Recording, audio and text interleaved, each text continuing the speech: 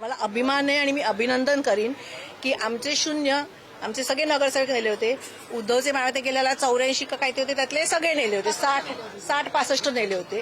त्याच्यावरती आम्ही 6 आलो आणि उद्धवचे मावळते 65-66 असतील.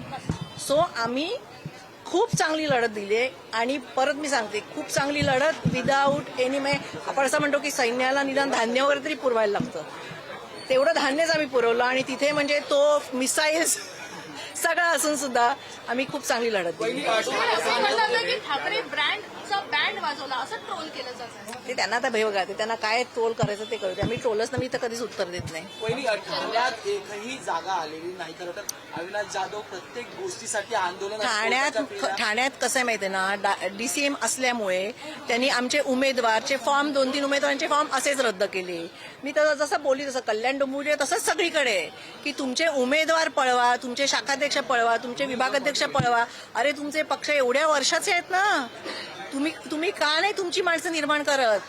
आम्ही जसे आमचे कार्यकर्ते निर्माण करतो. आमची आता मी तुम्हाला परत सांगते की आमचे हे नगरसेवक आले ना, उद्यापासून आम्ही परत पक्ष बांधणी चालू करणार. उद्यापासून आम्ही परत नवीन मुलं, आमच्याकडे पुढची फळी तयार आहे वरती यायला, पुढची फळी तयार आहे काम करायला. आम्ही ते परत तयार करणार आणि आम्ही असेच लढणार. अनेक ठिकाणी काँग्रेस आणि वंचितमुळे काही जागा ज्या आहेत त्या मनसे किंवा ठाकरेंच्या, पण ते ऍक्च्युअली तो विचार काँग्रेसने करायचा. त्या संदर्भात काय सांगाल? काही मोजक्या मतांनी अनेक सीट्स केल्या. तर ते मी बोलली तसं ना की कसं आहे की शेवटी आम्ही पैशाला त्यांच्या पुरे पडूच शकत नाही. तुम्ही पण बघत होतात की कमळाच्या पाकिटातनं शिंदे कमळाला पकडतायत, कमळ शिंदेना पकडतायत, ते अजित पवारांना पकडतायत. म्हणजे 5-5, 10-10 हजार रुपये जर मतदारांना तुम्ही देत असाल तर तसं आम्हाला करायचं पण नाही की आम्हाला काम करायचंय पुढचं, आम्हाला पैसे वाटून मतदान नको आहे. आदित्य आणि अमित ठाकरे यांनी प्रचंड मेहनत घेतली या नव्या पिढीमध्ये आणि दोघंही मिळून फिरले. त्यांच्या सगळ्या मेहनतीला एक यश मिळालंय असं वाटतंय का? आणि इथून पुढे मी जसं तुम्हाला बोलली तसं की 0 आणि 20 ह्याच्यावर आम्ही इथपर्यंत आलेलो आहोत.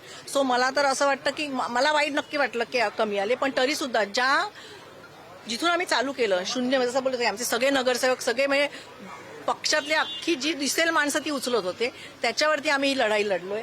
समोर तुम्ही पैशाची पाकिटं दाखवत होतात, पोती दाखवत होतात, आमच्याकडनं एकही माणूस तसा पकडला गेलेला नाहीये. तशी आम्ही लढाई लढलेलो. सो मला त्या दोघांचाच नाही, सगळ्या आमच्या कार्यकर्त्यांचा अभिमान आहे की काहीही नसताना हातात ते लढलेत आणि जिंकून आलेत. साहेबांनी एक पोस्ट लिहिलेली आहे ज्यात मराठीचा मुद्दा पूर्ण अधोरेखित केलाय, पण धनशक्ती आणि सत्ताशक्तीच्या विरोधात आपण लढलो याचा सुद्धा कार्यकर्त्यांना त्यांनी शुभेच्छा दिलेल्या. त्यावर तुमचं पण ते बरोबर आहे. मत काय देणार मी साहेबांच्या कमेंटवरती? बरोबर आहे ते मत, मी आता ते व्हायरल करणार सगळीकडे. बऱ्याच काळानं पायरीला गुलाल लागलाय धनाच्या. तुम्हाला औक्षण करायला मिळालंय. खूप आनंद वाटला, खूप आनंद वाटला मला. औक्षण करण्यापेक्षा आमचे लोक निवडून आले, ते लोक आणि काम करून निवडून आले. मी प्रत्येकाला सांगितलं कारण मी प्रत्येकाच्या ठिकाणी कामाला जाते. असं नाही की आता निवडून आले म्हणून ते काम करतात, ते लोक बिचारे वर्षोनवर्ष काम करतात. सो ते निवडून आले म्हणून मला जास्ती अभिमान आहे. 20 वर्षानंतर ठाकरे एकत्र आले, ही निवडणूक महत्वाची होती. अनेकांनी म्हटलं की पहिले भाषण कोण करेल, यातनं वाद होती. एकदाही कुठलाही वाद समोर आला नाही. घर जुळून आलीत, मन जुळून आलेत. आता मराठी माणसाने कौल सुद्धा दिलाय. इथून पुढे चांगलं आहे. इथून पुढेही एकत्रच राहणार. इथून पुढेही आम्ही एकत्रच राहणार. आमचं कुटुंब पहिलं आणि नंतर सगळं नंतर.